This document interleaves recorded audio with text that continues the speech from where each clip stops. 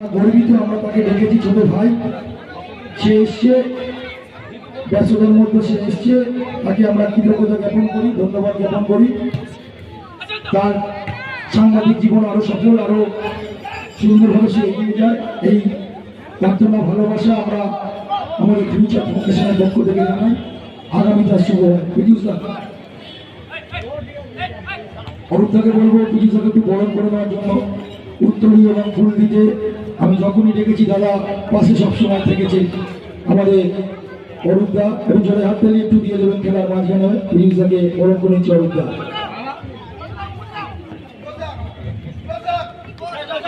আর একটি ছোট ভাই সৌম্যজিৎ দে রেড স্পোর্টসে আছে, খুবই গুণী ছেলে, প্রাক্তন বিবেকানন্দ কলেজের সিনিয়র স্টুডেন্ট, সাংবাদিকতায় সেও খুব সুনামের সঙ্গে এগিয়ে চলেছে, তাকেও আমরা ধন্যবাদ জ্ঞাপন করি। এছাড়াও বহু মানুষ আমাদের মধ্যে উপস্থিত আছেন, তাদের প্রত্যেককে আমাদের কৃতজ্ঞতা এবং